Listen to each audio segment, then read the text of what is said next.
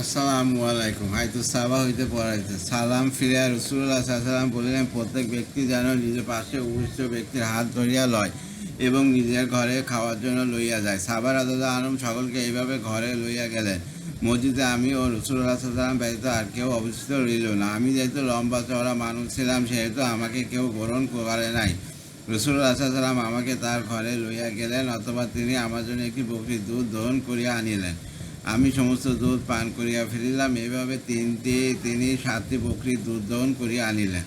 আমি সেই সম্পূর্ণ দুধ পান করিয়া শেষ করিলাম। অতঃপর তিনি এক পাতিল খানা আনিলেন। আমি সমস্ত খানা খাইয়া ফেলিলাম। উহা দেখিয়া হযরত উম্মে আইমান রাদিয়াল্লাহু তাআলা আনহার বলিলেন, যে ব্যক্তি আজ রাতে রাসূলুল্লাহ সাল্লাল্লাহু আলাইহি ওয়াসাল্লামকে ক্ষুধার্ত রাখিয়াছে, আল্লাহ তাকে ক্ষুধার্ত রাখুক। আর রাসূলুল্লাহ সাল্লাল্লাহু আলাইহি ওয়াসাল্লাম বললেন, হে উম্মে আইমান, চুপ থাকো।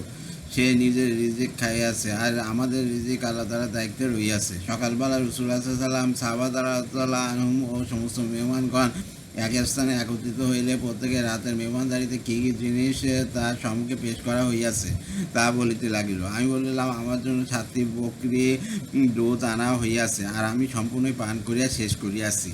অতঃপর এক পাতিল খানা আনা হইয়াছে, আমি তাও শেষ করিয়াছি। অতঃপর এই দিনও সকলে রাসূলুল্লাহ সাল্লাল্লাহু আলাইহি ওয়াসাল্লামের সহিত মাগরিবের নামাজ আদায় করার পর তিনি বলিলেন, প্রত্যেকেই যেন তার পাশে উপস্থিত ব্যক্তির হাত ধরিয়া লয় এবং নিজ ঘরে লইয়া যাইয়া খানা খাওয়ায়। আজও মসজিদে আমি ও রাসূলুল্লাহ সাল্লাল্লাহু আলাইহি ওয়াসাল্লাম ব্যতীত কেউ অবশিষ্ট রইল না। আমি লম্বা চওড়া মানুষ ছিলাম বলে আমাকে কেউ নেই নাই। অতএব রাসূলুল্লাহ সাল্লাল্লাহু আলাইহি ওয়াসাল্লাম আমাকে লইয়া গেলেন এবং আমার জন্য একটি বকরীর দুধ আনিলেন। আজ আমি উহাতে পরিতৃপ্ত হইয়া গেলাম এবং আমার পেট ভরিয়া গেল। উহা দেখিয়া হযরত উম্মে আইমান রাদিয়াল্লাহু আনহা বলিলেন, ইয়া রাসূলুল্লাহ, এই ব্যক্তির কি আমাদের গত রাতের সেই মেহমান? তিনি বলিলেন, হ্যাঁ, সেই মেহমান। তবে আজ রাতে সেই মুমিনের রাতে খাওয়াইছে। ইতিপূর্বে সে কাফের রাতে খাইত। কাফের 7 হাতে খায় আর মুমিন 1 হাতে খায়। হযরত ওয়াসিলা ইবনে আসকা রাদিয়াল্লাহু আনহু বলেন, আমরা আউলে সুফাদের মধ্যে ছিলাম। রমজানের মাস আরম্ভ হইলে আমরা রোজা রাখিতে আরম্ভ করিলাম।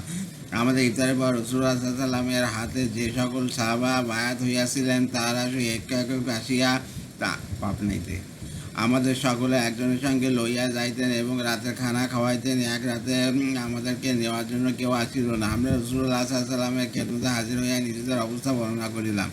রাসূলুল্লাহ সাল্লাল্লাহু আলাইহি ওয়াসাল্লাম তার সম্মিলিত স্ত্রীগণের প্রত্যেকের নিকট লোক পাঠাইয়া জিজ্ঞাসা করিলেন, তাদের নিকট কিছু আছে কিনা। তারা প্রত্যেকে কসম খাইয়া উত্তর দিলেন যে তাদের ঘরে এমন কোনো কিছু নাই যা কোনো প্রাণী খাইতে পারে। রাসূলুল্লাহ সাল্লাল্লাহু আলাইহি ওয়াসাল্লাম আসহাবের সুফাদেরকে বলিলেন, তোমরা সকলে একত্রিত হও।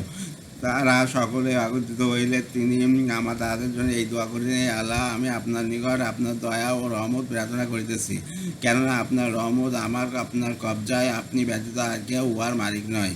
তিনি এই দোয়া করা মাত্র এক ব্যক্তি ভিতরে প্রবেশের অনুমতি চাইল।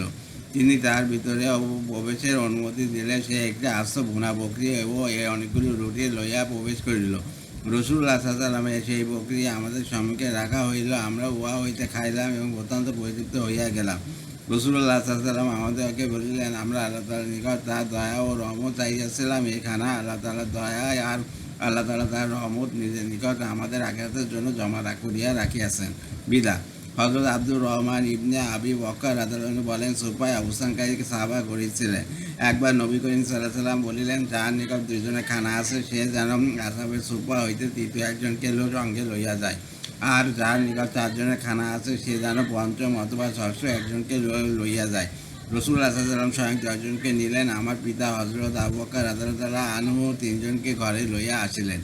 আর আমাদের ঘরে আমিও আমার পিতামাতা ছিলাম। বর্ণনাকারী বলেন, আমার জানা নাই তিনি উহাও বলিয়াছেন কিনা যে আমার স্ত্রীও একজন খাদেম ছিল, যে আমার ও হযরত আবু বকর রাদিয়াল্লাহু উভয় ঘরে কাজকর্ম করিত।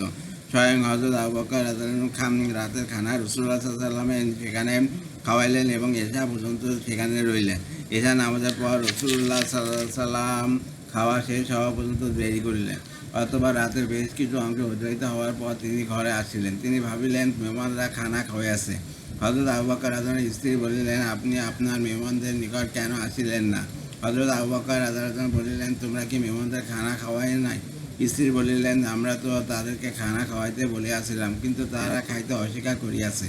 এবং বলিয়াছে হযরত আবু বকর রাদিয়াল্লাহু আনহু আসিলে খানা খাইয়াবো। আমরা অনেক পীড়াপীড়ি করিয়াছি, কিন্তু তারা কিছুতেই মনে নাই এবং নিজের কথার উপর অটল রহিয়াছে। হযরত আব্দুর রহমান রাদিয়াল্লাহু আনহু বলেন, আমি উহা শুনিয়া ভিতরে যাইয়া লুকাইয়া গেলাম, কারণ তিনি আমার উপর অসন্তুষ্ট হইবেন।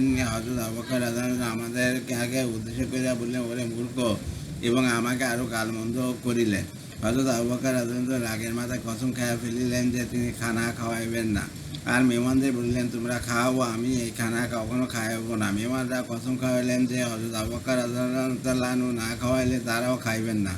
অবশেষে হযরত আলহামদুলিল্লাহ আয়াতুস সাবা হইতে পড়া হইয়াছে। আমার ইউটিউব চ্যানেল রিপন কুরাজ, ওইটাকে আপনার সাবস্ক্রাইব করবেন, লাইক কমেন্ট শেয়ার দেবেন। আর আর আমার ফেসবুক আছে রিপন কুরাজ, ওইটাকে ফলো দিয়ে রাখবেন। সবাই ভালো থাকবেন, সুস্থ থাকবেন এবং স্বাভাবিক থাকবেন। আল্লাহ হাফেজ।